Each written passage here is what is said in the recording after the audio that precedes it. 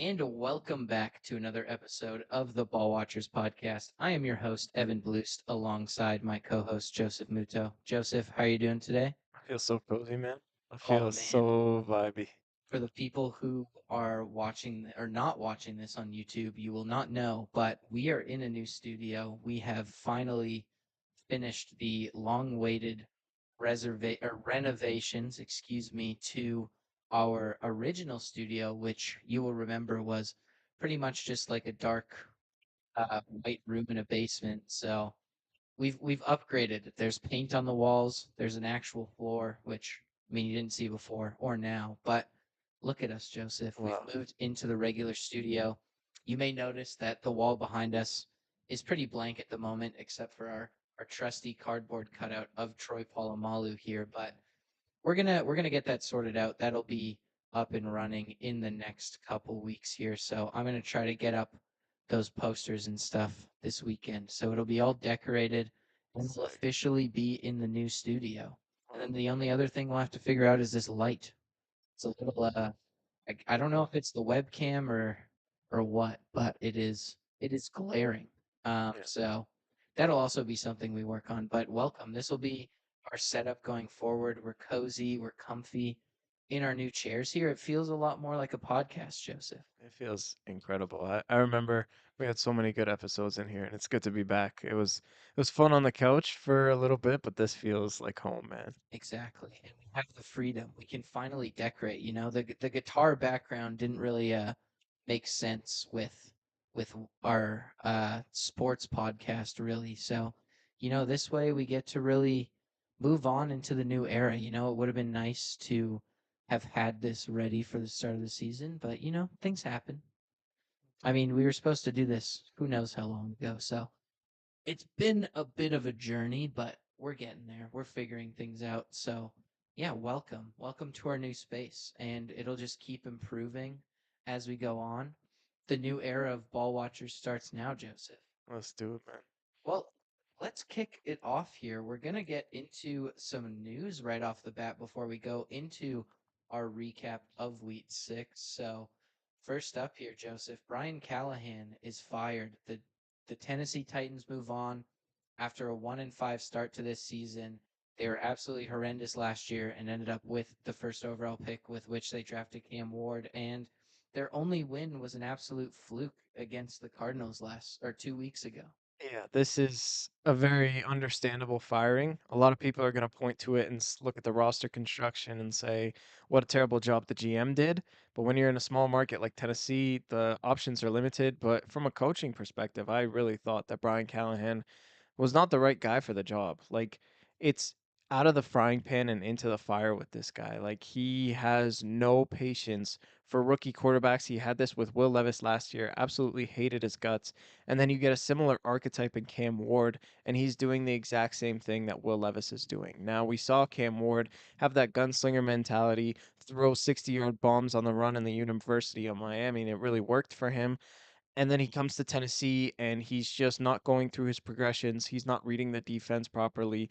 He's putting the ball in precarious situations and it's just a really rough look for him. So when you have second round pick that you had in Will Levis and he fails, okay, he's off the roster. Now you bring in Cam Ward, who you used the first overall pick on, and you're getting the exact same results you did with Will Levis. Now we're going to look towards coaching. And it's really tough because you have these head coaches like a Cliff Kingsbury last year with Jaden Daniels. As much as I said that, oh, he was babying Jaden Daniels with like an easy play scheme, it was really a testament to Cliff Kingsbury just making sure that Jaden Daniels felt comfortable in an NFL setting, putting checkdowns in his progressions, making sure that he was getting the ball in short yardage situations, not taking the big play all the time. And you're seeing that with quarterbacks coming up. I mean, Caleb Williams, even this year with Ben Johnson, really making the game more simple for Caleb Williams.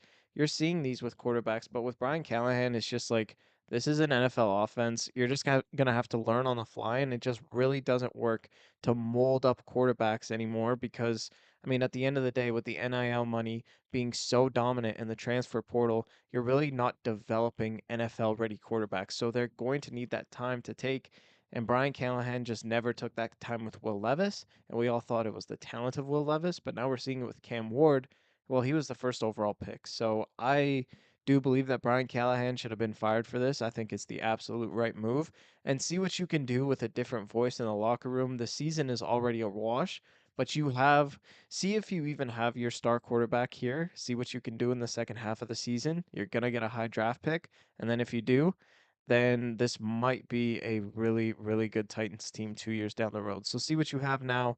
I think this was the right move, and I think Brian Callahan was just too stubborn in his ways, and that's why the Titans are 1-5. Yeah, it's just no improvement from anyone. Like you have this guy who's supposed to be an absolute offensive mind, and he is just not at all. So what are you going to do here? You're going to have to like make some changes, and that's exactly what they did. And this was the move that they needed to make, especially because they spent so much money on Cam, or not money, but just capital on Cam Ward. You could not bring Cam Ward in and then just be mediocre. You need to make changes to help this guy improve because you're right. He just was not able to handle this offense. And I mean, some of it is definitely on the fact that he just didn't really have anything at receiver. But at the same time, like he has guys who are capable, and it's not even looking like this offense is capable. Like they're not catching the ball, they're not making plays. Like it was just an absolute disaster for Cam Ward and that offense every single game. And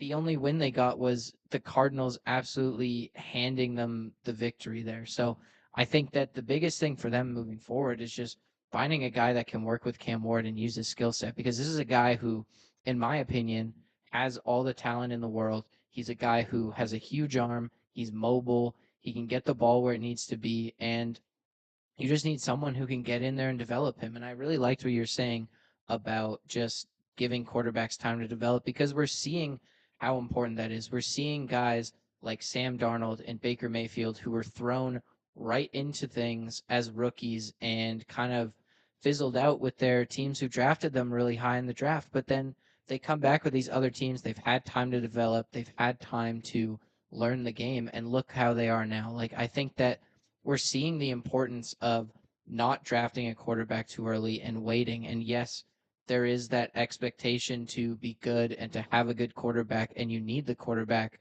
to ascend to that next level. But at the same time, if you don't have the team around him, you're not really going anywhere, especially with 90% of these rookies. I mean, there's just so few who can actually take their team to the next level when there's not those pieces around him. So you need to get someone in there who Cam Ward can actually work with, and then you need to start developing or getting pieces around Cam Ward because there's not really a run game in Tennessee. There's not really a wide receiver that he can truly, truly rely on.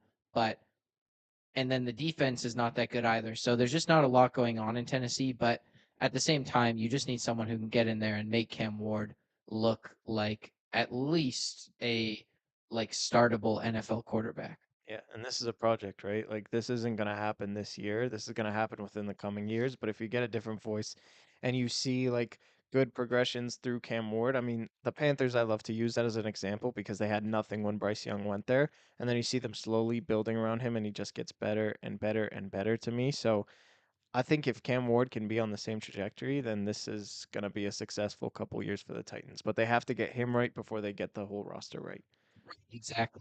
So, I mean, Will Levis, the year before Brian Callahan was there, like he didn't look great, but he didn't look terrible. And Yeah. then Brian Callahan comes in, and Will Levis is like making the most boneheaded plays you've ever seen. And that's kind of what Cam Ward's been doing. So, like, some of it's on the quarterback, but at the same time, if you two different guys have looked that incapable in your offense, like some of it, there's a time when you have to turn the mirror around, and it's on Brian Callahan. So, I think it's the right move.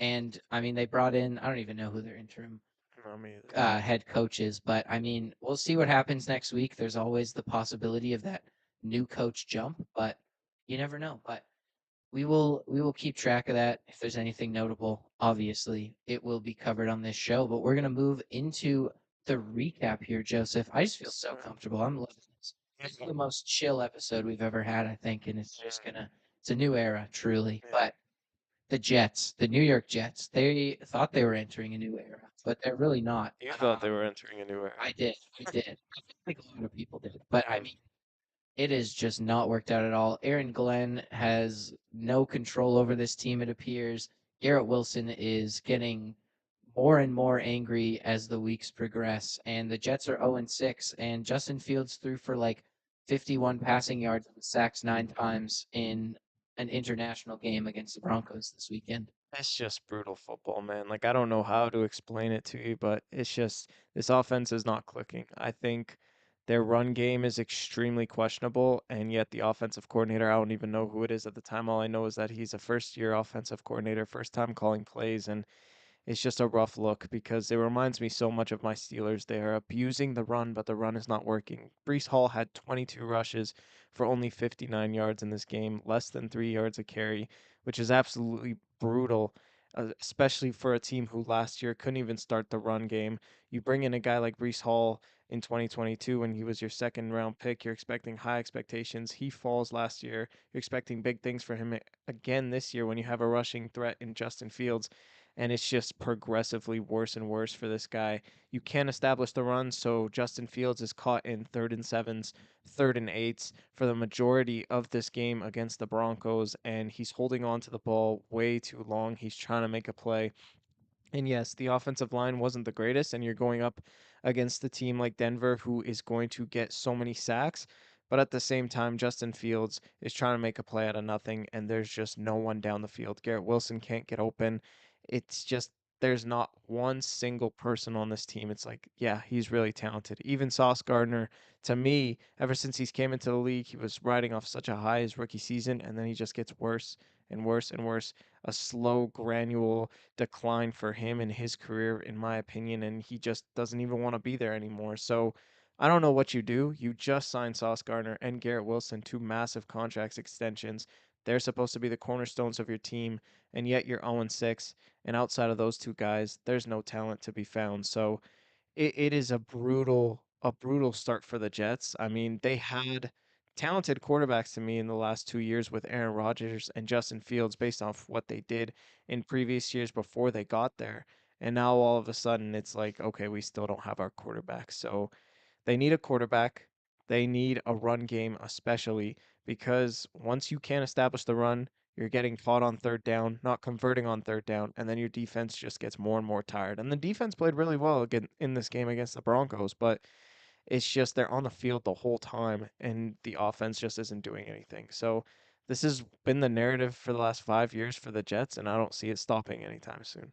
Yeah, I mean, for me, it's just I really was expecting Aaron Glenn to come in there and bring that Detroit Lions culture that we've seen from Dan Campbell. And I mean, we can say this maybe about honestly both of these guys, and Ben Johnson and Aaron Glenn, that we don't really see that Detroit Lions-esque culture being transferred. I think you've seen it more in Chicago where it's just been a slow build, which kind of was what happened in Detroit at the start anyways. I mean, it was a really rough start for Dan Campbell, but for this like Jets team, it just seems like an absolute like dumpster fire. Like they do not seem to be on the same page. Aaron Glenn does not seem to be a guy who is truly loved by the locker room, which is something that I think Dan Campbell really came in there. And even when those Lions teams were losing early in his tenure, they still loved him. They still felt like he was their guy. And I just feel like you can't say that about Aaron Glenn. Like he has like Garrett Wilson was getting pissed at him on the sideline this weekend. Like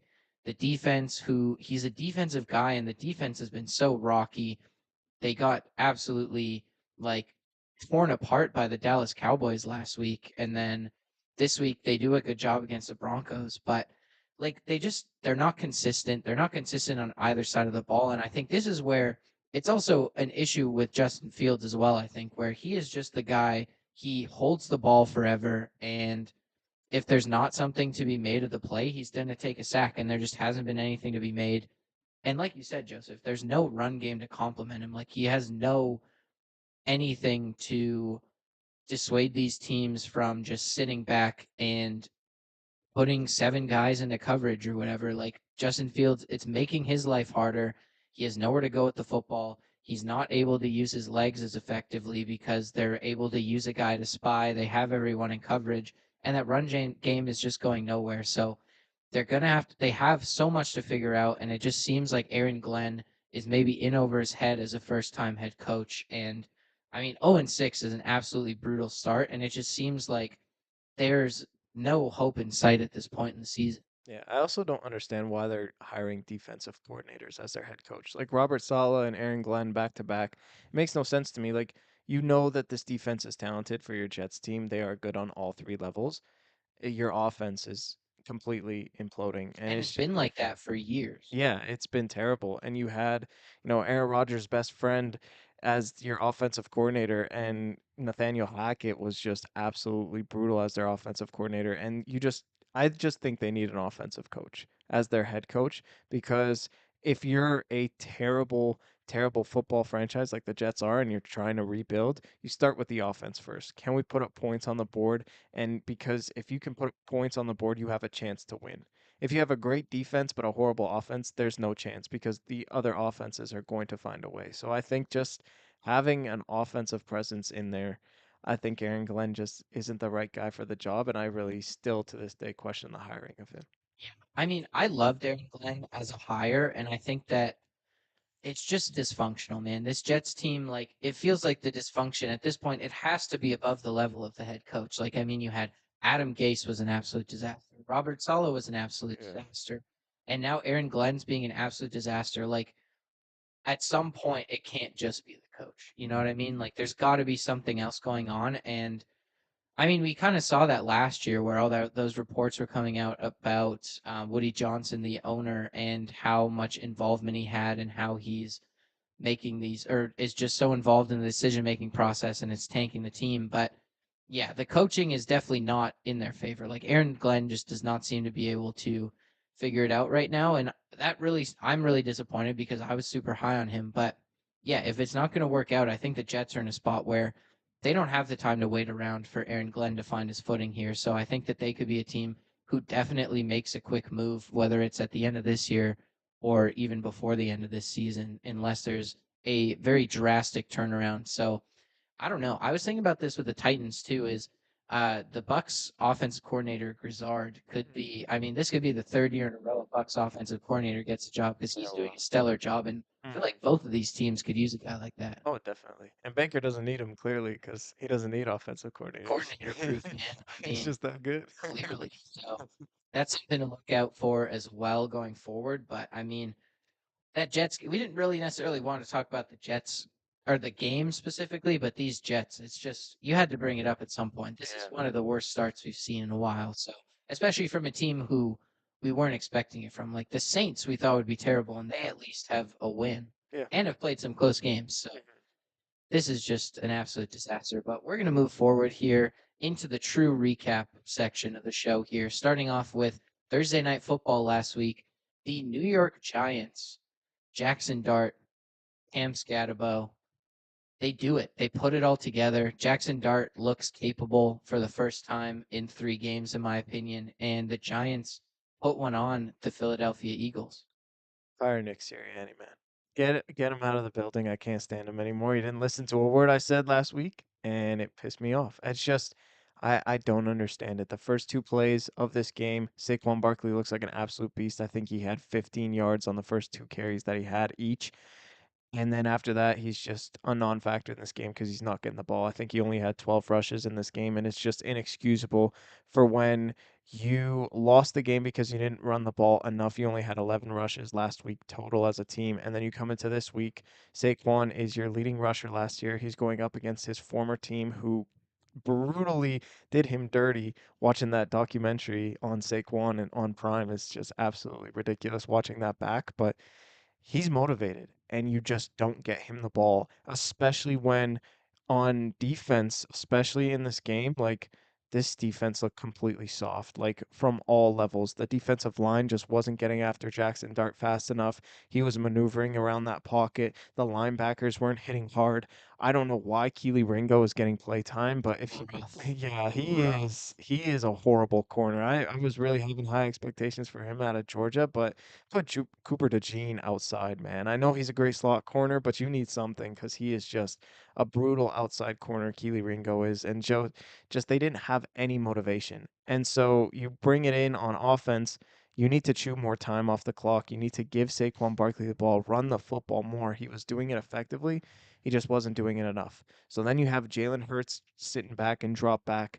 You are having Jordan Mailata, the best tackle in football, getting absolutely cooked by Brian Burns. Those 2 sacks were incredible by him. He's getting cooked on the outside. Jalen Hurts played a good game. Don't get me wrong, but it's because they passed the ball so much and because their defense was so weak is why they lost the football game. I mean, Jalen Hurts missed 2 throws all game. One in the third quarter on that 3rd and 8 play where he's at his own 15. He hits a beautiful deep ball to Devontae Smith and he overthrows him. He's wide open. That would have easily been a touchdown. And then the interception before that, tries to hit Jahan Dotson on the out route. Devontae Smith is running the same out route on the opposite side of the field. He's more open than Jahan, and AJ Brown is running a 25-yard jag route for an easy touchdown that would have put them up in this game. Instead, he doesn't go through his progressions, just fixates himself on Jahan Dotson, and then he throws the interception, and it goes all the way back to Philly's 10. And that's where Jackson Dart starts. So it's just brutal football. This is not the identity of the Eagles. I don't know why they're going away from it. You can say it's because it's a new offensive coordinator, but it's not hard. I could be the offensive coordinator. Run the football, stop passing 35 to 40 times a game. This is not your identity. Give Saquon at least 30 touches between the passing attack and the rushing attack, and you should be 6-0 at this point, and the fact that you're not is really concerning. Yeah, I'm just impressed with the Giants, honestly, in this game. Like the Eagles are a whole other thing, but the Giants, I mean, you get in there and you just lay it on the Eagles here, and it was a really impressive thing because I mean, this Eagles team, they're we've talked about how they're the best roster in this league, and they just made it look like that was not the case at all. I mean, Scatabo was I think 5 yards per carry. He's just a guy who's an absolute tank. And then Jackson Dart, they were actually airing it down the field. Like Brian Dayball was asking Jackson Dart to do things that a real quarterback would do, and I feel like that's something we just haven't seen. Like it felt like when Russell Wilson was out there at the start of the season, it was just like freestyle, free for all. He was just doing whatever the hell he wanted. And then with Daniel Jones, I mean, obviously Daniel Jones has had an insane season so far this year with the Colts, but he could not hit anyone outside the numbers when he was in New York. And he missed so many wide open guys. He was so inaccurate with the football. And you just bring in Dart and he's able to do that. And you see the Brian Dable offense actually work. Like it's just one of those things. It's really good to see, I think, for this Giants team. I mean, they are so up and down, but like it's good to see. You finally see some competent quarterback play from this group, and this defense really feels like it's figuring itself out. That defensive line is finally playing up to the talent that they have across that entire line and getting sacks and getting pressure, and the secondary is making plays, and they just look like a team who actually can compete. Yeah, I don't know. I think it's cool to see for the Giants, but to me, it's just not sustainable. The way they play football is sort of like a backyard style to me. I'm not really buying into the hype of the New York Giants at this point. I'm not really seeing, Jackson Dart take those small progressions as a quarterback as you are, Evan. I think a lot of the times I'm really scared for both Cam Scatabo and Jackson Dart. Yes, That's they number take one. massive Take hits. massive hits, I and mean, they are Jackson leading Dart with their might not have come shoulders. back into the game if Yeah, Brian exactly. Dable stormed That was the blue pen. ridiculous, man. And it's just like Jackson Dart is making his team hurt and suffer. I mean, that one throw by Russell Wilson, the whole crowd was booing, and it's just Yeah. they have nothing to go back on. And so it's fun. It's exciting. I mean, that throw to Wandell Robinson where the corner just completely misses a tackle. Jackson Dart is dancing around in the pocket and finds Wandell Robinson wide open on the sidelines. It's fun, it's exciting, but I'm just not seeing the true progressions that I want to see. I just think that Brian Dayball is like, I need to save my ass. I need to save my job. Let's just get big explosive plays. Let's put our shoulder down, put the shoulder pads into these guys and just run them over. It's just like stupid football. And I know it's cool, I know it's exciting, but I just don't see like the intelligence of the game when I watch the New York Giants offense. Their defense is incredible. That I agree with. They have been getting after the quarterback. Their secondary is incredible. They're making key plays, but it's just offensively, I'm just really underwhelmed. Like this is not something that you can, build a dynasty for the next 5 years, especially No. when you have such great quarterbacks in this division with Jalen Hurts, Prescott, and Daniels. So It's cool. It's a fun story, but I'm not expecting anything from Jackson Dart in his career, nor Scatabo, and I don't think it's sustainable to build something in the future.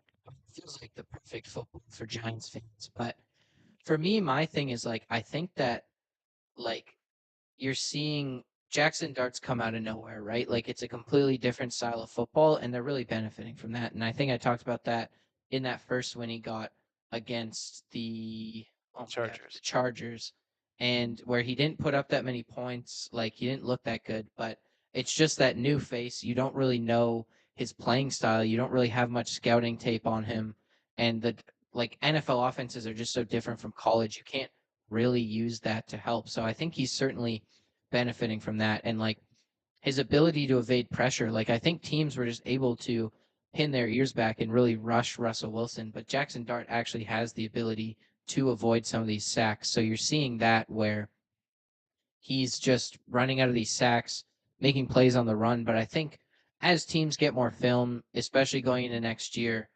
it's going to be a different story for this team. And Jackson Dart's actually going to have to improve if they're going to be good next year. And I think that like they do take just such massive hits. Like Scatabo is a guy who just looks for contact.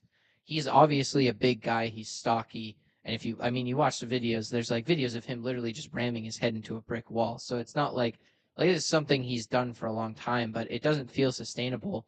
And for Dart as a quarterback, I mean, he's taken some massive shots already in the 3 games that he's played. So that's the guy you most importantly want to stay healthy. And if he keeps taking shots like that, that's not sustainable football. So he's definitely going to have to find his role and start playing more like the traditional NFL quarterback. But it's working for the Giants right now. And I think that with the way their defense is playing, that's all they need. All right. The next game we're going to get to here, the Seahawks, they beat the Jaguars in Jacksonville 20-12 to improve to 4-2. And I mean, the Jacksonville Jaguars coming off a huge win against the Chiefs on Monday Night Football couldn't keep the streak going. Yeah, they're on fraud watch, as I said earlier, but I think it's a really good sign for the Seattle Seahawks. I think they got back to being a true juggernaut defense.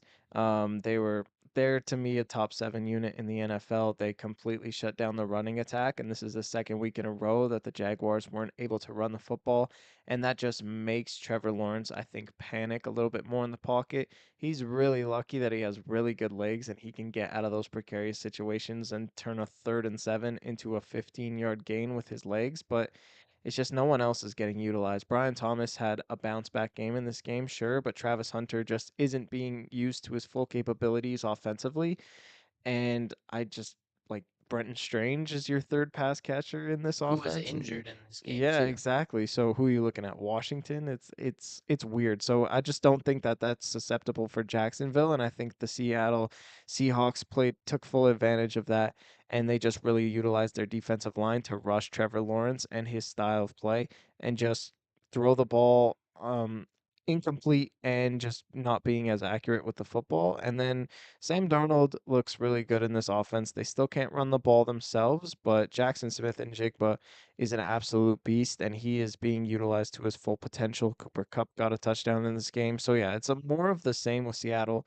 They are getting consistent. They are getting better offensively, slowly but surely. I'd like to see them run the football a little bit more, but I don't think that's sustainable for this team throughout a 17 game stretch this year, but they have a great defense. They have a true alpha wide receiver in JSN. They have an above average quarterback in Sam Darnold.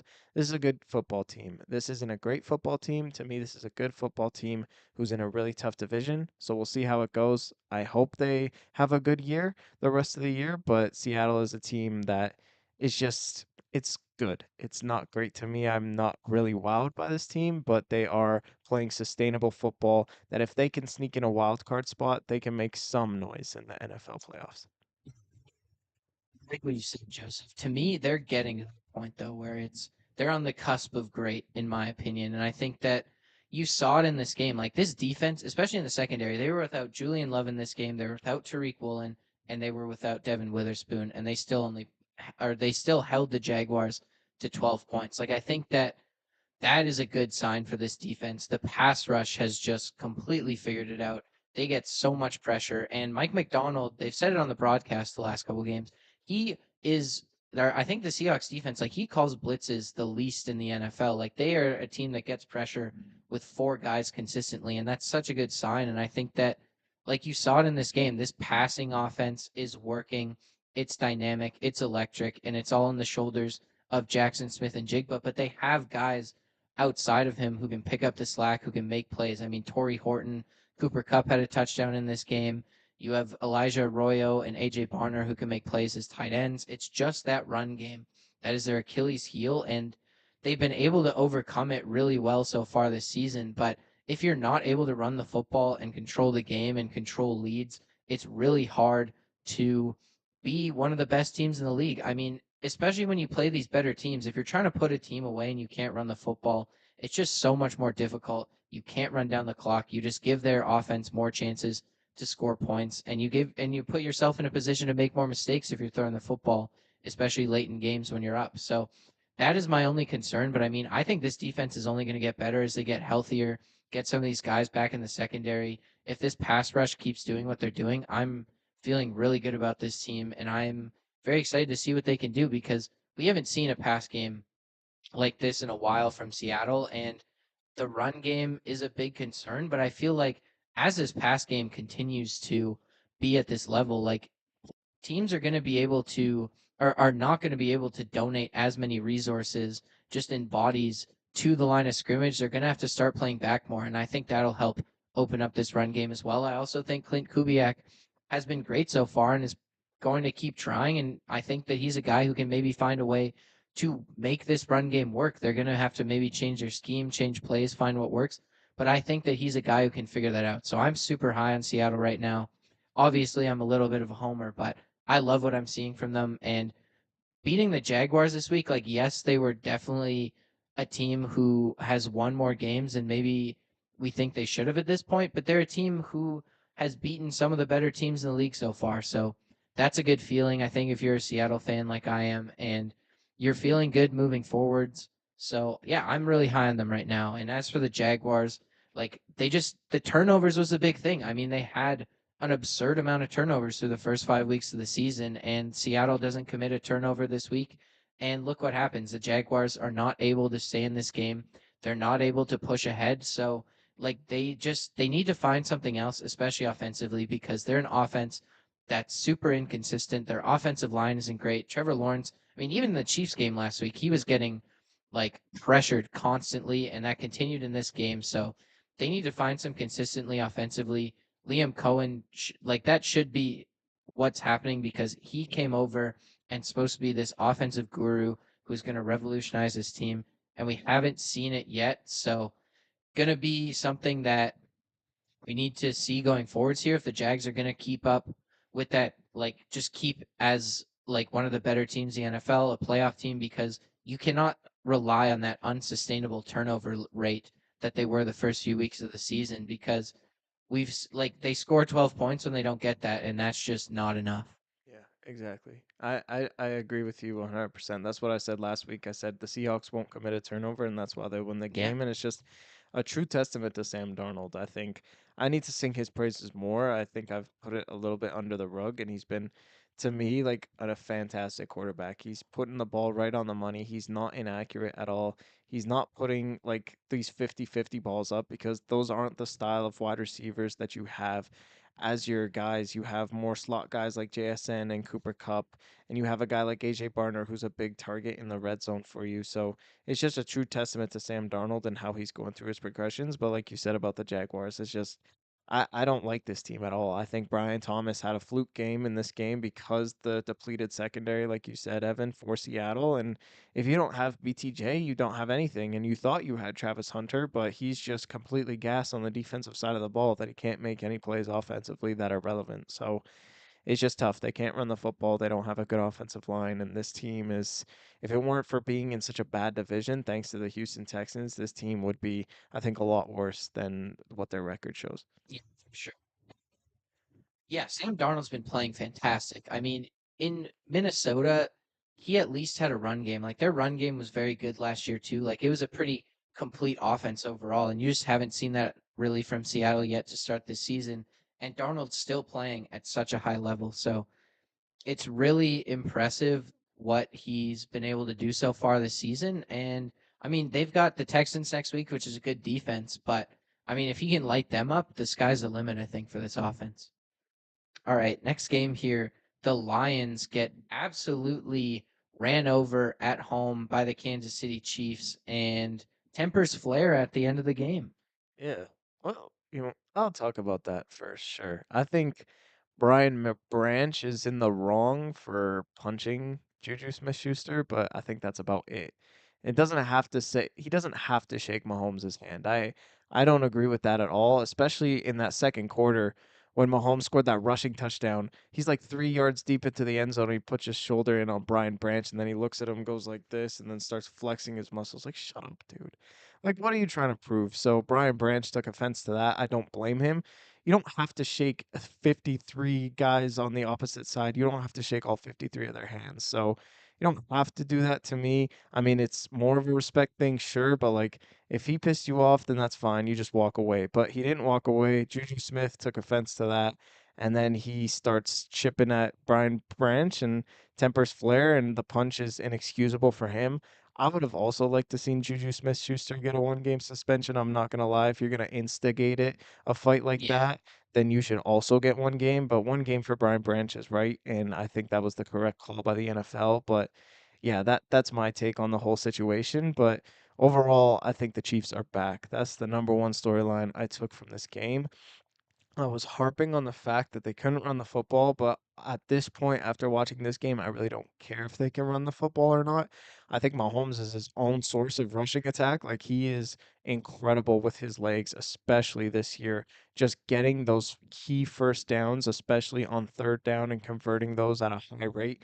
He's putting the ball on the money. Xavier Worthy is getting all the underneath stuff, and he's just so fast that he is burning guys to the sideline and just going upfield. Travis Kelce is a big body presence, especially in the middle of those zone defenses. He's just an incredible guy. And oh, yeah, Rashee Rice is coming back this week. So Yeah. it's just this offense is deadly. This defense is deadly. They completely shut down the run game for the Lions. And that's why the Lions had such a poor performance offensively, in my opinion. You take away their run, you take away their entire offense. That's what the Chiefs did. Spagnuolo got pressure in key situations on Goff when it mattered the most. And Mahomes is just looking like 2018 to 2021. Patrick Mahomes has the best talented quarterback in the entire NFL. He's looking like that again. Don't let their record scare you as, oh, this is going to be the moment where the Chiefs dynasty ends. I think they can make a lot of noise in the AFC, especially when I'm not liking what I'm seeing from the Chargers or the Broncos in their division. The Chiefs are back again to be a true juggernaut, and they don't have to run the football. And if they do get running the football right with Isaiah Pacheco, this team would probably be the best team in the NFL right now. Yeah. This is a huge win for the Chiefs. This is an absolute quality win and a huge bounce back after losing to the Jaguars last week. They put up a ton of points against the Jaguars, but they couldn't get it done. And then they go right back to Detroit and they beat up on the Lions. Like, this is a team who we thought was one of the best in the NFL going into this game in the Lions, and they just looked completely incapable of doing anything. Like that run defense from the Chiefs was absolutely stifling in this game, which is not something we usually see against the Detroit Lions. Like David Montgomery and Jahmyr Gibbs just could not run the football in this game. And that's a huge like that just puts such a huge dent in what the Lions want to do offensively. I mean, they want to run the ball as much as possible, punish you on the ground, tire you out, and then throw bombs over your head. And they just weren't able to do that. The Chiefs really stopped their run, and it just was had a huge effect on their offense, and they couldn't really get anything going. They couldn't keep up with the Chiefs.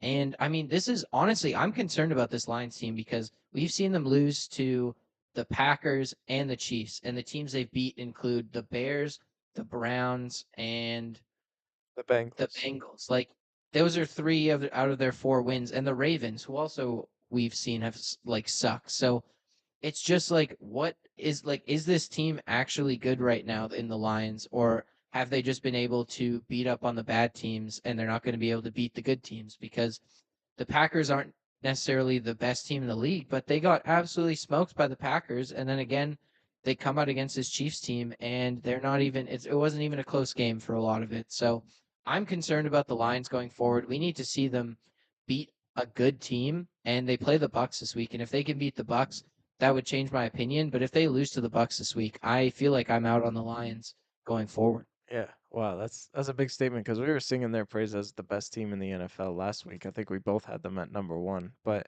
I do agree with you to a certain extent because it's tough. Like the the Lions got their primary sources of offense taken away from them. They got completely shut down in the run game, and Amon-Ra St. Brown was completely clamped up by Trent McDuffie. He had an incredible game in this game.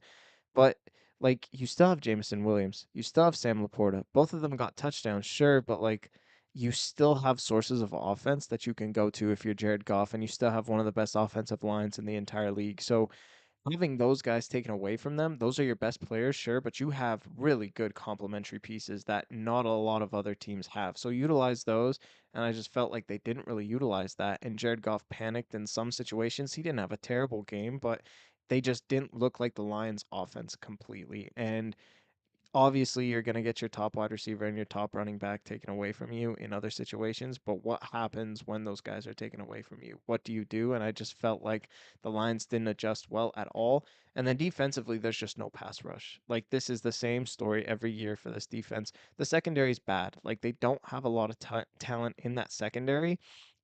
And then Aiden Hutchinson is the only guy trying to apply pressure. He had a forced fumble in this game against Patrick Mahomes, but he was the only guy doing any sort of damage and just really condensing that pocket for Mahomes. It was clean the entire game. He had anywhere that he could go to dissect that weak secondary for the Lions. It's just they need another edge rusher or a guy up the middle to get pass rush because their secondary is just so weak. They cannot guard guys for 4 or 5 seconds at a time. They just can't do it. So you need pass rush defensively, and you need to utilize your secondary and third options offensively in order for you to be a true juggernaut against a team like the Packers or the Chiefs. You need to start winning these games, and if you don't, then we're seriously going to start questioning you like we are this week. Yeah, you could think that the Chiefs were or the Lions were one of the best teams in the league going into last week because of how they've boat raced teams since that Packers game. And I feel like that Packers game was like, oh, they had so many changes in the offseason. You come out flat week one and then they hit the ground running and started absolutely dominating. But when the two playoff level teams that you've played this year, you have come out and not even looked competitive, that's a huge concern in my opinion. And if that continues against the Buccaneers this week, like they are in trouble, honestly. And I mean, they just aren't going to be looked at as a contender moving forward, right? I think if they lose the game this week. So it's a big game. We're going to talk about it a bit in a bit here, but like I'm really concerned after that Chiefs game because just the lack of competitiveness. If they had lost to the Chiefs and it was down to the wire, whatever, and it was like 27-30, it's a whole different story. But they didn't look on the same level, and I mean, yeah, props to the Chiefs. They have completely flipped this season around. They look great. They look interesting. And I think Rashid Rice is just going to absolutely open up this offense going forward because, like, you've had to rely on Patrick Mahomes so much, especially his legs, which is something they really only do during the playoffs usually. So I think getting Rice back just gives them another option. You saw Kelsey be a reliable target in this game. So the sky's the limit for this Chiefs team if they play the way they did in this game. And as unfortunate as it is, they are looking like potentially the favorites to come out of the AFC right now. All right, we've got a couple more games to talk about here. The Buffalo Bills, they drop another game here that's two in a row, two in prime time as well, this time to the Falcons. Yeah.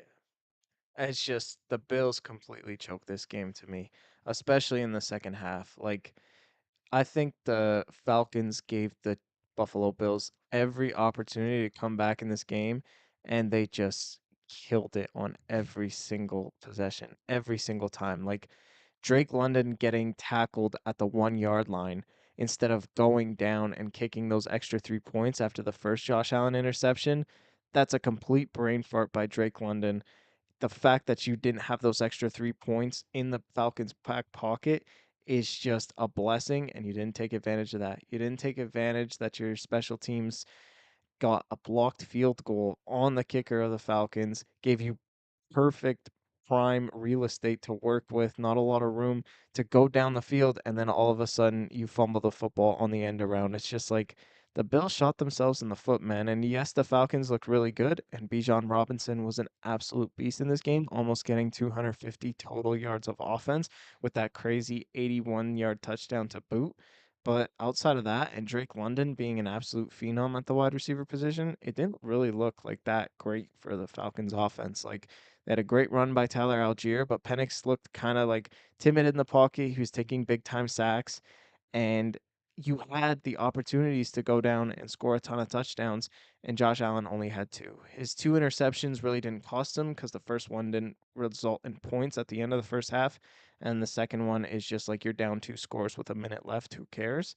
But it's weird football, man. They're not converting on fourth down. Josh Allen was extremely inaccurate with the football. All the throws were at his wide receiver shoelaces. It's just like this is brutal, man, especially against a team like the Falcons who don't have that good of a defense. I'm seriously starting to question you. Like, you went up against two mediocre at best defenses over the last 2 weeks and you stunk the bed. So I really don't get it. I think this defense for the Bills is also pretty bad. They gave up a ton of yards, and this offense is just putting the ball in weird situations. And it's not entirely on Josh Allen. He has some of the blame, sure, but it's just overall.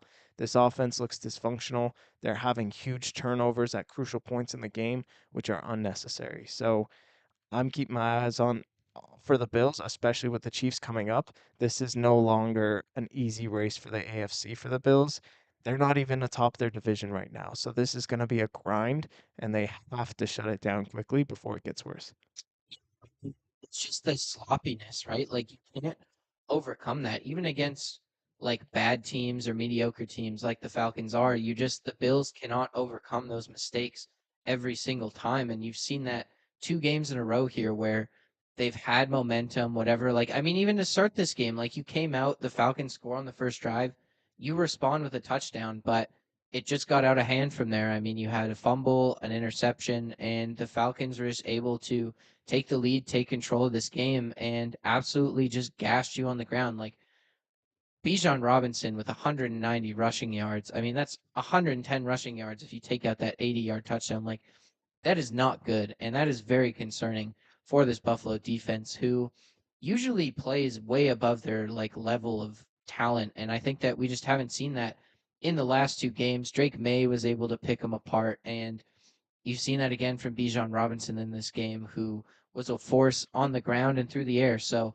I mean, it is very concerning for this Bills team. I mean, I don't think, like, it kind of reminds me of the Ravens, not to the same extent, but Josh Allen's not necessarily playing bad the way Lamar wasn't necessarily playing bad, but neither of them are playing good enough to lift their team above these mistakes. And it's just, you have to overcome that and play better if you want to be a contender this season. And I mean, we've seen the Bills, they've been playing really good football up until the point of these last 2 games. So you definitely know they have it in them, but you just cannot turn the ball over the way that you have and just not capitalize on these moments the way you have in the past, because teams like the Falcons, who aren't that good but are good enough, are going to beat you. And that's exactly what happened this week. And I mean, for the Falcons, I just do not know what to think of this team. Like, Bijan Robinson seems to be their entire offense. Michael Penix Jr. is an absolute roller coaster of a ride this season. You don't know what he's going to look like game to game. Like, you go from losing 30-0 to the Panthers to beating the Bills. Like I don't know where to put this team. I don't know if they're going to be a playoff team. Like the NFC is pretty wide open and they could stack some wins and definitely make it, but at the same time like they also could lose the next 5 games and it wouldn't be a surprise, I feel like. Yeah, you took the words right out of my mouth. Like Bijan is the only consistent guy on this team, and Drake London. Drake London's been a beast, but it's contract year for him, so obviously he's gonna pull through as an elite wide receiver and get that bag this offseason. But yeah, it's just weird. Like even their defense, they had some great plays and then some boneheaded plays Yeah, in this game. It's like exactly. I don't know what to think. You're obviously not gonna win the division. I think they can pretty much lock up a wild card spot if they still play like this, but you never know if they're gonna play like this. I don't like Michael Penix is either one of the most like great quarterbacks in the NFL or one of the worst, and there's no in between on a week to week basis. So you cannot gauge where this team is gonna go, and They would be a really exciting team to see in the playoffs, but they also might be a really dud team to play like a number two seed and they get Yeah. completely blown out. So I have no idea either, dude. I mean, at this point, they could have the 10th overall pick, or they could make the divisional round. Like, you really have no idea what is happening in Atlanta. But we're going to move on here to our last game, the second Monday night football game. Another damn doubleheader, Joseph. Yeah. I think it's the last one of the season, except for like the weird holidays. I'm sure Christmas. I don't even know when Christmas is this year, but weird games. So, last Monday night doubleheader, I think. No, this week is too. Oh, It's gonna be the Lions, Bucks, and then your Seahawks, Texans. what the Yeah. At least this one, your Seahawks start at 8 o'clock, so that's Okay. 10 See, Eastern. Yeah, there we go. That's yeah, what we needed. We needed more of these games. If you're gonna do it, put the other game later. Like play two games. Like I don't care. I mean, it's a Monday, but like start the game at 3 o'clock. Who gives a shit? Like it's like put a game at 3 and a game at 6. It is what it is. Like I think they need to do something like that. You can't have two games going on at the same time. It's ridiculous. and It's another Monday. London game too. I know. Like it's absurd. The waking up at 7:30 is tough, but also like double header on a Monday night, especially when both games suck. Like Yeah. no one wants to watch that. We have to watch that, Yeah. but no one wants to. So I it's don't know why bad they got rid product. of like, now only two teams get the bye. When I grew up, it was always four every single week. Like I don't know why they're adding extra games now. If It's they go weird. two teams on bye, or there's weeks where there's like six. It's Yeah. very strange. So I don't know. The inconsistency is confusing, but God, another double header. I didn't need to know that, Joseph. Last game here, Caleb Williams gets his revenge after an absolutely insane win by Jaden Daniels and the Commanders last year on that Hail Mary to win the game. Caleb Williams gets the last laugh and beats the Commanders 25-24. Yeah. I mean, Caleb looked okay in this game. He didn't look good. He didn't look great. He was kind of inaccurate with the football. He was throwing the ball really low. He was You taking would some say that. brutal sacks. Yeah. But yeah, DeAndre Swift was a beast. I Yeah, think he was their entire offense this game, running the football. He had some nasty runs. He drank from the fountain of youth. I don't know where this has been last year and leading up to this game this year. Like he was incredible. And that 50-yard touchdown catch that he had out of the backfield, that was a brutal tackling job by number 20. I don't know who that is, but that's just a ridiculous is that tackling job. Lattimore? No, he's 23.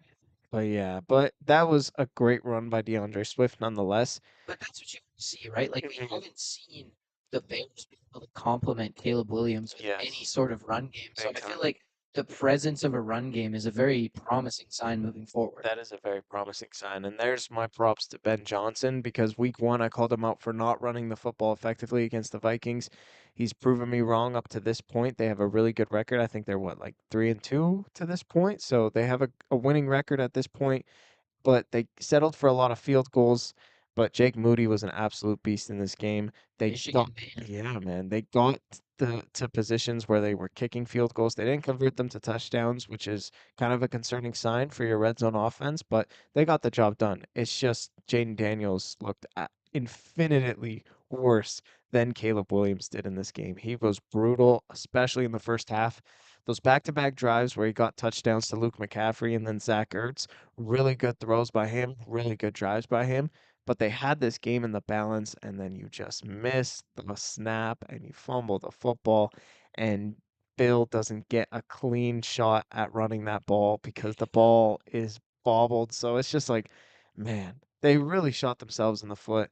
Brutal interception by Jane Daniels, brutal fumble by Ja'Cory Krosky Merritt on the first drive of the game, I'm pretty sure, or the second.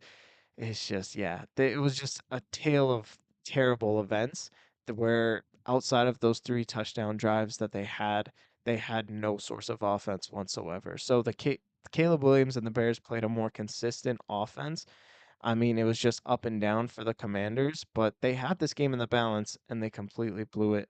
So, yeah, I think this was more so of a loss for the Commanders, more so than a win for the Bears, but there are signs of improvement with this Bears offense. They're getting there slowly but surely. I think they are building something, but it's going to take some time, and we'll see if the training wheels will come off for Caleb Williams. I feel like they're on right now, even though they weren't on last year. I feel like they're on right now, and we'll see how it goes from here.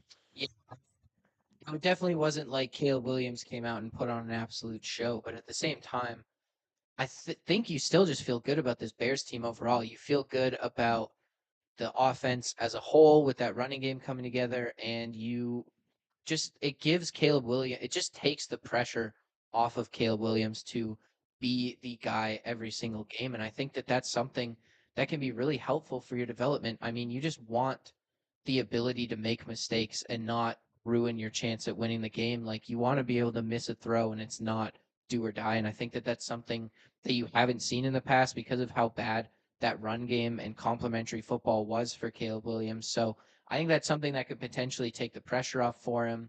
You want to start stacking these games. And I mean, he's definitely not played fantastically this season, but they're still winning games. And that's a really good sign for this team. I mean, it just shows that there's something around him. It gives Caleb Williams the time that he needs to develop. And I think that Ben Johnson's just a guy who can get the most out of Caleb Williams. And we're going to see that going forward. And I mean, we predicted this for the Commanders as well. This is kind of Yes. what we expected for the Commanders this season. It's just they're not as good as they were last year. You have film on Jane Daniels. He's dealing with an injury, and I think that there's like their receiving core is just letting him down. I mean, the fact that Scary Terry hasn't been able to play in many games this season and also missed all the training camp, like Debo Samuel being your entire offense is not working. They're not winning a lot of games, and I mean, they had a nice win against the Commanders or the Chargers, excuse me, last week, but you're just seeing that they're not cohesive, and that defense is rough too. Like they Oh just do not gosh. have the pieces that they like. I mean, they're just not playing as good as they were last year, and they do not have the pieces to play this bad and still win games. So I think that they're a team who could reasonably miss the playoffs at this point. Oh, definitely. I think that they might be the worst team in their division at this point. And I know the record doesn't say it, but with the Giants on the come up and the way Dak is playing at this point, it's just it's tough. How can you expect Jaden Daniels to be your entire source of offense again? He did a great job of it last year, but he just can't do it again this year, especially when Terry McLaurin is out and that defense And continually. especially when he's Yeah, like exactly. Yeah, exactly. I mean, you put him last year in such precarious situations where he was the main source of your rushing attack as well, and he was taking big time hits, and he was doing it again this year, and then he's nursing an injury. He's still playing for you, but it's just a rough look for the Commanders. I don't trust them one bit. I think they are the worst team in their division, and I don't think they're making the playoffs. that's spicy, Joseph. I like it. All right, let's move on to the preview. We have been talking a lot this week, but it's just a new studio. I think we feel comfortable. We're laid back. We're just yammering on here, but we're gonna move on to the preview, starting it off with Thursday night football. Your Steelers, Joseph, play the Bengals. Yeah, this might be a trap game, but I think the Steelers The are going to Steelers win aren't good this. enough to have a trap game. Really? True. Yeah, I'm taking the Steelers in this game. I think this is a must win for the Steelers because if we win this, I think we're almost a lock to win our entire division. And I just don't think that the Bengals have any chance of winning this division, even though they're second with like only 2 wins, which is brutal. But, anyways, I digress. I think the Steelers are playing really, really good football. I think that their defense is back on track. They had an incredible game against the Browns, which isn't saying much, but you completely shut down anything that they wanted.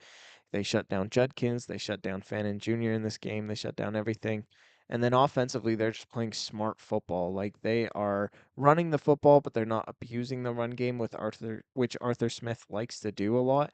And they are using all three facets of the passing game with the short, intermediate, and long. I think they're picking their guys. They're saying, okay, Darnell Washington is the primary pass catcher on this play. Just get him the ball and let him make a play. You can do that with the archetype of pass catchers that they have in this offense with a Calvin Austin, who hopefully plays this week, with a DK Metcalf, especially, who's been an absolute beast and has had a touchdown in the last 4 games for you. So I think this offense is smart. I think this defense is back to being what it once was. And I just think that Joe Flacco still needs more time to develop chemistry with Jamar Chase and especially T. Higgins. They still don't have a rushing attack that can hurt the Steelers defense, who is susceptible to the run. And for those reasons, I just think that the Steelers should win this game and should have a firm grasp on the AFC North. Yeah, I think the Steelers won this game. I mean, you've just seen Aaron Rodgers be able to really turn this passing game around from something we've seen. And Metcalf and him have just had such great chemistry. they're able to connect on like really crucial, like game-changing plays, getting touchdowns, getting first downs, and then yeah, you just have found the complementary pieces that you need. You have a run game, you have guys who can catch the ball in Fryermuth, Darnell Washington, Calvin Austin. Like you just have found cohesive players to do what you need them to do offensively, and it's working for Arthur Smith. This is the kind of quarterback where like it just fits the Arthur Smith system. Aaron Rodgers is able to sit back there off those play actions. He's moving around better than he was last year, and he's just playing great football right now. He's playing turnover free football, and that's all you need to do to beat the Bengals. I mean, he's going to be able to test that secondary deep with Metcalf. I think that Calvin Austin is also just going to be able to stretch that defense, some of the gadget plays, things like that. And it's just like that defense is so bad. I almost don't even care what Joe Flacco does. But like Joe Flacco is not Joe Flacco from 2 years ago. Let's be honest here. So I don't even think it matters. Like, yes, they have really good guys in Jamar Chase and T. Higgins, but that run game and that offensive line is so atrocious that you can get four guys there, put everyone else in coverage, make Joe Flacco really work for it, and you're not worried about the run game. You're not worried about Flacco going on the run and like getting yards with his legs. So I really think that it's just a really good setup for the Steelers. They're not like they really only have to focus on Jamar Chase and T. Higgins, and if they can take those guys out of the game for the majority of it, they're going to be able to win this game because this Cincinnati team is just absolutely horrendous. And I mean, it is like actually insane how bad their run game is. Like, I don't know what is going on. Like, I can't imagine it's just Chase Brown, but it is insane how bad their run game is. That middle of the offensive line is brutal. And even Amarius Mims and Orlando Brown just are Yeah, it terrible is tackles. awful, and they It's can't do bad. anything. So, I mean, just like four guys can stop the run, and I mean, four guys can rush the passer. Yeah. So, like, just drop seven guys into coverage every play. Yeah. You can play Peyton Wilson this entire game as basically like another corner, and you're chilling. So, the Steelers, I think this is going to be a pretty easy win for the Steelers. Again, Thursday Night Football is always weird. Always got to preface that because, I mean, look what happened. I mean, this Eagles team is weird, but that was an absolute domination by the Yeah. Giants. So, Thursday Night Football is weird, but the Steelers well they had a bye last week. You played the Browns, who aren't that good, so I think they'll be in a good spot here. All right, next up, the Rams and the Jaguars. Puka Nakua probably missing this game. Yeah, probably. I'm still taking the Rams though. I just think that they can run the football effectively with Kyron Williams. I feel like he's not what's the word? He's not a great consistent runner. He is gonna have some splash plays and he's not gonna have the greatest of rushing plays and he'll be behind the line of scrimmage, but he's a beast in the red zone. He's a beast out of the backfield catching the ball. So I think he's gonna have a huge game and they still have a number one in Devonte Adams who's gonna play in this game as well. And I don't think anyone can guard him, not even Travis Hunter in this game. And I just think that the defensive line for the Rams will get after Trevor Lawrence. They will shut down the rushing attack with those big bodies that they have on the inside. And if Trevor Lawrence doesn't run for 100 yards in this game, then they'll probably lose in this game. So I'm taking the Rams pretty comfortably. They're the much more complete team. And even if Puka isn't playing, then I still think this is a much better team than the Jaguars. Yeah, I've got the Rams too. I mean, Stafford's just another one of those quarterbacks who's not going to just give you the ball. And I think that the Jags, again, they're not going to be able to capitalize off the turnovers like they did in the first few weeks here. So the Rams are going to be able to just take control. Like, regardless, I don't think that secondary is good, but that front four for the Rams is really, really solid. And they're going to be able to get after Trevor Lawrence in this game. He's going to take sacks, and he's not really going to have anywhere to go with the football. And the Rams are going to be able to run away with this one, even without Puka. Like you said, Joseph, Devonte Adams is there. They've got other guys. Kyron Williams is a guy who can be effective in the passing game as well. I think that they're just going to be able to get the ball to their guys. Stafford's not going to give it to that defense. And I mean, they're just going to be able to keep it out of the Jaguars' hands for a good chunk of this game. And even when they do, like Lawrence is going to be under pressure for a ton of this game. It's going to be tough sledding in the run game with this front four. So the Rams are just in a much better position to win. All right, next up, the Giants versus the Broncos. I'm taking the Giants. I know I was not a big fan of them earlier in the show, but I hate the Broncos this year. I don't like them, man, especially offensively. They have a good defense, don't get me wrong, but I just think that that offense is absolutely brutal, and I think the Giants have a good enough defense to combat anything that Sean Payton and Bo Nix want to do in this game. Sutton, I think, will be shut down in this game. I think they'll shut down the run with Sexy Dexy and Bobby Okereke, and Bo Nix will have nowhere to go with the football, so it will be an ugly game. It'll be kind of brutal to watch, but I'm expecting Jackson Dart and Cam Scatabo to get going in the rushing attack. It'll be fun. It'll be a Giants win, and I think the Broncos are on upset alert in this game. This could be 11-13 game again. This is going to be interesting. I mean, I think that the secondary is a lot better than the Eagles is right now, and I think that there's not going to be the same holes with this Broncos defense, and I think that that's going to be a challenge for Jackson Dart. He's actually going to have to go through his reads, make tough throws, get it to guys like who maybe you weren't looking at right away or through in tight windows. Like it's going to be tougher sledding in that passing game for Jackson Dart. And I think on the ground, like this is a really good defensive line from the Broncos. I think they're going to be able to number one, like probably match the physicality that you've seen from Scatabo. They know what they're getting into at this point. Nick Bonito is a guy who is really physical and I think can match that intensity. And at the other end of that spectrum, in the or in the pass game, like I think they could make Jackson Dart be under some serious pressure here. We haven't really seen him make any mistakes. He's been able to get out a lot of situations. I guess we saw in the Saints game him make a couple interceptions, and I think that that's entirely possible in this game. I think it's going to be this is one of the better defenses he's played so far, so it's going to be tough for Dart and this offense to get going here. And for the Broncos, like I mean, their offense has been an absolute like it's just not been consistent at all this season. Even in that Eagles game that they ended up winning, like they were like invisible essentially in the first half. So they're gonna have to get going here. But I think they're gonna be able to run the football in this game. Honestly, I think that we've seen it with J.K. Dobbins. They're a bunch of road graders up front. I think they're gonna be able to move the football on the ground. And if Bo Nix can just get something going with Cortland Sutton down the field and some of his other receivers, they're going to be able to put up some points, and I think their defense is going to be able to hold the Giants to just like I mean, honestly, like under 20 points here. So I've got the Broncos in this one. It could get ugly. It's not guaranteed for sure, but I like the Broncos in this game. I think they're better than how they've played, and they're going to turn it around here. All right, next up we've got the Eagles and the Vikings. Ooh. You know what? I'm taking the Vikings. The Vikings are at home. They're coming off a bye. We don't know who the quarterback's going to be. If it might be JJ, it might be Carson. We don't know. But I'm taking the Vikings just because I believe in that pass attack that Kevin O'Connell has. Jordan Addison is going to get right in this game coming off the bye. I think he's had a talk with the coaching staff and he's going to be on the same page with the passing attack with Justin Jefferson there, and I just don't trust the Eagles secondary at this point. I think Jordan Addison is going to have a huge game, especially with Quinion Mitchell putting all his attention on Justin Jefferson. I think Jordan Mason can also have a big game. He can run the football effectively against this susceptible defensive line from what we saw last week.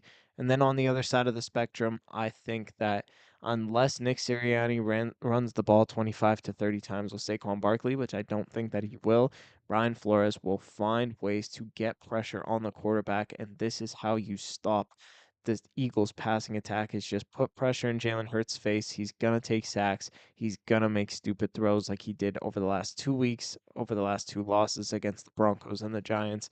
I think it'll happen again. I think that he might throw a couple interceptions in this game, and it'll just give JJ or Carson Wentz short field position, and they are going to win this game on maybe an upset alert, but I think that the Eagles are on the decline. I like it. I've got the Eagles. This is their last chance, man. Like, if you lose this game, this season's over. And I think that Sirianni's a guy that we've seen in the past just completely lose the locker room and have seasons completely go down the drain. So, I mean, if you don't win this game, I think that that's the point you're getting to here. So, I've got the Eagles in this one. I think Jalen Carter will be back, and that seems to be a huge difference in their defense when Carter's on the field versus not. And I think that Carter's a guy who can absolutely wreak havoc. He'll be able to stop the run against his Vikings team. And I mean, if JJ McCarthy or Carson Wentz is starting, it doesn't look like either of them can handle being the main engine of an offense at this point. So I think that if Carter's back in the middle of that defense, they're going to be able to stop this Vikings offense. They're going to be able to give the ball back to their offense in favorable situations. And, Sirianni listened to the media with those passing things. And I feel like I'm sure, especially in Philly, it's turned around to why aren't you running the ball with Saquon enough? So maybe we see Saquon get 25 carries in this game and just gash the Minnesota defense, who I think has definitely been playing worse than last year. So give me the Eagles. I mean, if they don't win this game, they're dead in the water, in my opinion. So I don't know, man. The Vikings, I genuinely like. It feels like they've been on bye for 3 weeks. Yeah, no one cares. So if you don't beat this team, like, bye, go away. Yeah. All right, got a couple more games here. Next up, the Colts and the Chargers. Give me the Colts, the Chargers. I mean, they had a good win against the Dolphins, but it was way too close. And I just think this is a completely depleted roster for Justin Herbert and those boys. And I think the Colts will take full advantage of that. They're going to get really good pass rush, especially up the middle with DeForest Buckner and that interior of the offensive line of the Chargers being down. They cannot run the football, so they are going to stack less in the box, which means that Justin Herbert is going to have his receivers blanketed in this game. And then on the other side of the football, I don't think any defense can stop Daniel Jones and Jonathan Taylor. That combination is just incredible, where you just feed your workhorse of Jonathan Taylor, play action off of it, and hit your wide open wide receivers. It's going to happen again in this game. Sure, the Colts had to come back in order to beat the Cardinals, but I think that was just by fluke. And I think that the Colts will get back on track and have a complete game against the Chargers and beat them. Yeah, I like what you said. The Colts. I mean, they've been playing so good, and I mean, this Chargers defense has looked solid, but they just don't have the pass rush they did to start the season. They don't have the bodies right now, and it's tough to see because I mean they started out the season so good, but they have just been injury after injury for this team. And I mean, like this could be a bit more of a low scoring game. Like the Colts might not be able to like put up the points that they've done in other games this season, but they just do not like the Chargers are going to be like dead in the water offensively. I mean, like Justin Herbert's going to be running for his life.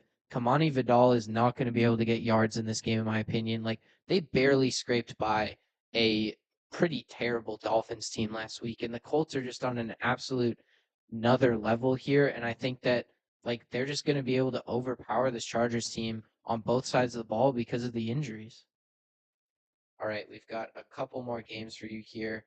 Monday night, we've got one more game on Sunday, the Falcons and the 49ers. Yeah, it's the Sunday night football game, and I'm taking the Falcons. I just think that the inconsistencies are there for Atlanta, sure, and I think the 49ers just played a great team in the Buccaneers, but Fred Warner is going to be out for the year, and I just think that they are going to force feed the ball to Bijan Robinson, and they will not have an answer for him at all. So I think that the Falcons are going to heavily run the football, play action off of it, use Drake London, and I just don't think that the offense for the 49ers will have the firepower to combat what the Falcons do offensively. I think McCaffrey's only one guy, and once the defense zeroes in on him, then I think you could take away the complete whatever Kyle Shanahan wants to do offensively. So give me the Falcons, and it should be a really good game, actually. Look, Bijan Robinson's only one guy. I don't know. I've got the 49ers here. I think that Mac Jones had a bit of a rough game against the Buccaneers here, but he's been playing some really good football. I think that you have Jawan Jennings a bit more healthy this week. I thought it was so funny on the broadcast yesterday that Jawan Jennings, well, I was listening to the broadcast and they were talking about like third and Jawan. He's this guy who's so reliable on first down. And then I looked at the box score later and he had like one catch for 7 yards. What the hell are you talking about? Like, why are you bringing this up? Anyways, I just think the 49ers, like Mac Jones to Kendrick Bourne's been a really good connection. I just do not trust this Falcons defense, and I don't trust the Falcons, like just Michael Penix and that Falcons offense to be consistent. They played really well last week against the Bills, but I just don't know if I can trust that going forward. So I think that it's going to be one of those games where like they have like oh my God, I completely lost my train of thought there. It's going to be one of those games where they're just going to be inconsistent, and I just do not trust this Falcons offense to put it together in back-to-back weeks here. So I think that the Niners are going to win this game. I trust them to be more consistent, and I trust McCaffrey to just kind of lead this offense to victory here. All right, two more games here. The Seahawks and the Texans on Monday night. I'm taking the Seahawks pretty comfortably in this game. I know that the Texans are coming off a bye, but I just do not think that CJ Stroud will have any opportunities to get the ball out. I think that this defensive line is absolutely going to eat them up for breakfast, lunch, and dinner. And yes, the secondary might still be susceptible for another week in Seattle, and Nico Collins might go off in this game. But I just don't think that CJ Stroud will have 3 seconds to throw the football because I just think the pass rush is going to get there so quick. And I think that Sam Darnold, yes, he's going up against one of the best defenses in the NFL, in my opinion, but he doesn't turn the football over. And that's so hard to win football games when your offense is so bad and your defense can't create any turnovers to make it easier for the offense. I think that's where the Texans find themselves. And I just think that Darnold will not give them any opportunities to get the football in short field situations. So I just think that, yeah, the Seahawks are going to win pretty comfortably in this game. It might be an ugly game, it might be a true defensive game, but I think Sam Darnold has better opportunities to find a way to get his true alpha wide receiver, JSN, the ball in better situations than the other alpha wide receiver on the other side, and Nico Collins. So give me the Seahawks, and I think that this is going to be a low scoring but an easy game for the Seahawks. I think it, Joseph. I think the Seahawks. Just to add on there, I think that like Darnold's just going to be able to, and we've seen him be able to get the ball to his other weapons offensively, and we just have not seen that from the Texans. I mean, Stroud, the last two games they have looked a little better, but they've also been playing a little bit down competition here. So I think that we're going to see that offense fail to produce the way they have the last couple weeks here, and Seattle's just going to be able to move the ball enough. And I mean, they just don't have to put up that many points to beat this Texans team right now. And I think that you're going to see Seattle's defense really put the clamps on. And as long as they put up like 15 points, they can win this game. And I think that with the way that JSN's playing, with the way that Sam Darnold's playing, they're going to be able to do that. And we could see some of these other guys like Cooper Kupp and Torrey Horton, AJ Barner become a bit more of a focal point in this game, just with Smith and Jigba having a tougher matchup against Derek Stingley. But like this Seahawks offense, I think, especially through the air, is still going to be able to move the ball, and the Texans are just not. And the final game here, the Buccaneers and the Lions, Joseph. We talked a bit about this earlier, but this is a crucial game for this Lions team. Yeah, and they're not gonna get it because the Buccaneers are just Yeah, they're just yeah, that good, man. Evans might play in this game. Egbuka probably won't play in this game, but no one true. They cares. traded hamstring.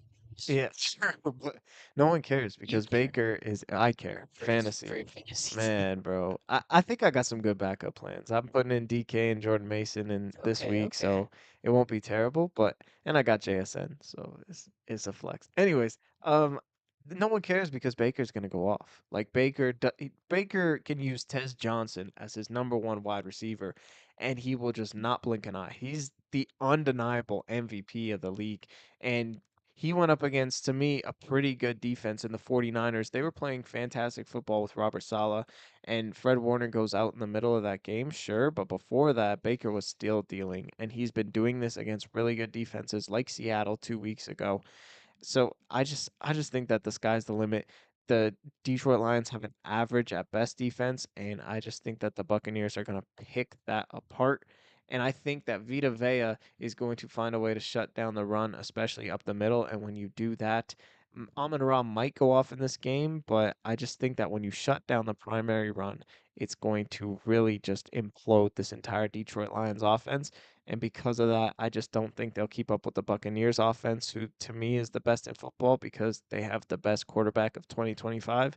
And Baker is that guy. So give me Baker every single time. And I think they're going to win this game pretty easily. I've got the Buccaneers too. I mean, Cameron Johnson was making plays last week, who I was pretty sure was the Bills punter. So I don't know what's going on here, but yeah, I mean, you've got Mike Evans back in this game, hopefully, and it just doesn't matter, like you said. I mean, the Bucks, they hopefully Bucky Irving's back in, or I guess he won't be back in this game, but hopefully, like Rashad White's been great. So when the absence of Bucky Irving, I think they're going to be able to move the football. Honestly, as long as you move the opposite direction as Aiden Hutchinson in the run game, you should be good. And we just haven't seen Detroit be able to keep up with good teams. Like this is going to be a crucial game, but I just like I don't really have confidence in them at this point. Like, congratulations, you've absolutely destroyed some of the worst teams in the league. But I mean, you put up what 10 points or 13 points against the Packers, and then 17 points against the Chiefs last week. So like they need to prove it to me before I can believe in them. And I just trust the Bucks. I agree. Baker Mayfield is my MVP so far this season. This Bucks offense looks absolutely electric. They can get it done. And yeah, like Vita Vea and that run defense for the Bucks has been absolutely unstoppable. So I really think if they can shut down the run game again, putting it all on Jared Goff we've seen has not worked, and they just haven't been able to put up points against the good teams, and I feel like that's going to continue here. All right, and the final game, or no, that's all the games. Joseph, your lock of the week. Yeah, my lock of the week's going to be your Seahawks over the Texans. I just think that the Seahawks have one of the best defenses in football, and the Texans have one of the worst offenses in football. So, like you said, all Sam Darnold has to do is put up a couple touchdowns, and they should win this game pretty comfortably. Hopefully, they can get the run right because up the middle, especially on that defensive line, they're not good. But I know Clint Kubiak likes to run in between the tackles in the C and D gaps. So we'll see how that goes. But hopefully they can get the run game going, but I think the Seahawks can win pretty comfortably, and they're my lock of the week. I've got the Broncos over the Giants. I Wow. believe in this Broncos team still, man. They've been able to stack some wins. Their losses have also been like crushing, very close losses for the most part. So give me the Broncos. This Giants heater just it doesn't I don't know, something it feels fishy. I feel like Joseph right now, man. I'm just like I just don't like Jackson Tartan Yeah, Scatterbo, and I don't me either. know why. It has nothing to do with them as football players. Really. They just kind of annoy me. So I don't know. I want to see him lose, and I just feel like the Broncos are a more cohesive unit. I think that they can get that offense going here. I think they're going to be able to run the football in this game, and I think that this is the biggest defensive challenge that Jackson Dart's ever seen, and I just don't think he's up to it. So give me the Broncos. Yeah, I think we don't like them because us two are way cooler white guys than those two guys. Exactly. We got Exactly. more aura than them. It's okay. I wish I could rip my shirt off, but I don't think I can. I don't think I can pull it off. I have as much hair on my chest as Cannibal probably, but I don't think I have the muscles underneath it. So that probably won't be happening on this podcast. But Mm.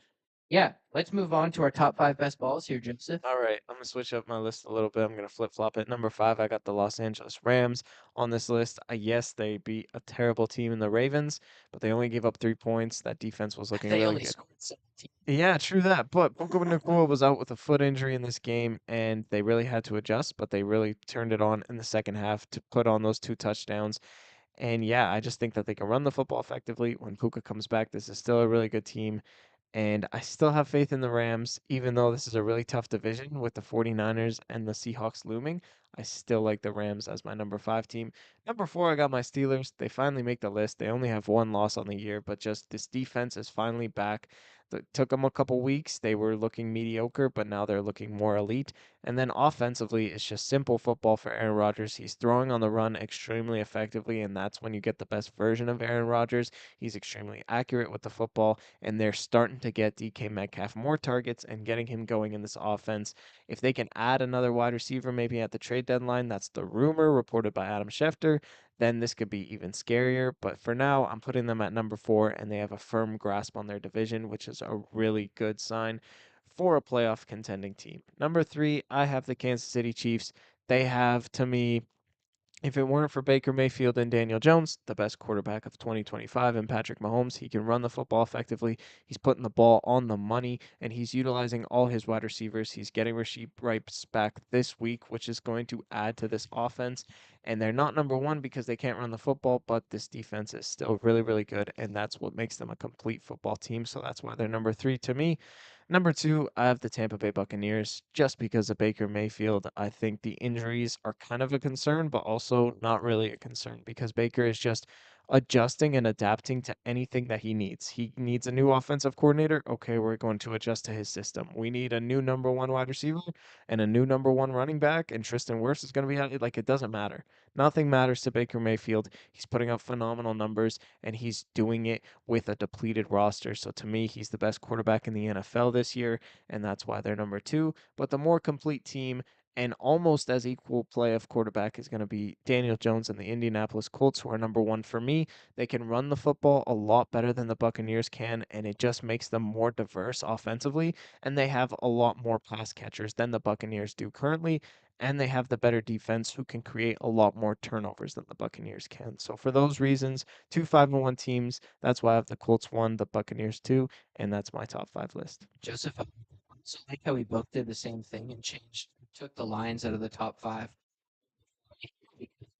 I've just completely Yeah. convinced myself that they're. I need to see them win this week. If they beat the Bucks, I think I put them back in here. But I haven't seen anything that, like, I don't know, man. Those two losses to good teams really have soured me on the Lions, which is unfortunate because I love the Lions. But number five for me, I have the Seahawks. We both put our teams in this top five here, but I just think that defense gives them such a high floor, and their pass rush is insane. And really, their only hole right now is that run game. And I think that's something that Clint Kubiak can work out. As I talked about, the passing game is on fire. They have weapons outside of JSN that Darnold can target here. So, I mean, JSN's the best receiver in the league right now this season. So, I love what I'm seeing. And I think that they're just a team with a really high floor and can really make some noise in the playoffs because they're very complete, in my opinion. Number four, I have the Rams. I mean, Joseph, we've talked about it. This offense, I mean, it wasn't great this week, but it did the job. And it's just like the highest upside offense in the league, in my opinion. And Matthew Stafford is just absolutely consistent. He's always good. He always makes the right play. And they have Devontae Adams. They have Puka when he comes back. But I honestly don't think it's a rush for him to come back because I think they can handle it without him. So I'm really high on this team in the Rams. I think their defense, their secondary really concerns me, but at the same time, that front four especially is dangerous. They're dirty and they can get the job done and really just help out that secondary. And that offense, even if their defense is not living up to it, can hang with anybody, in my opinion. So they'll keep them in games, and they're my number four team here. Number three, I have the Chiefs. I mean, even with that loss to the Jags, I just think that they have turned the corner. They've completely figured out their issues. They look like an offense that is actually interesting to watch. They can hit explosive plays down the field. Holmes is using his legs, and their defense is just as good as it always is. And I mean, you've seen the concerns, like the Jags were able to put up points on them, but at the same time, they're just able to stiffen at the right moments and like just stop teams from scoring when they need to, like in that Lions game last night or the night before. So you love to see that, and that's why they're number three. Number two, I have the Colts. I just think Daniel Jones is he's playing the best football of his life right now, but it's still Daniel Jones. That's a danger. Outside of that, I mean, Jonathan Taylor is an absolute beast right now, and that defense is really solid. They don't have a lot of holes to me, but I just think that Daniel Jones is potentially a limiting factor on that offense. Even though he's playing fantastic right now, it's sustainable. I'm not saying that he's going to turn into Giants Daniel Jones, but he's a guy who definitely can make mistakes in high pressure situations. Number one for me is the Bucks. I mean, I just think that Baker Mayfield is on another level right now. He's on an absolute tear.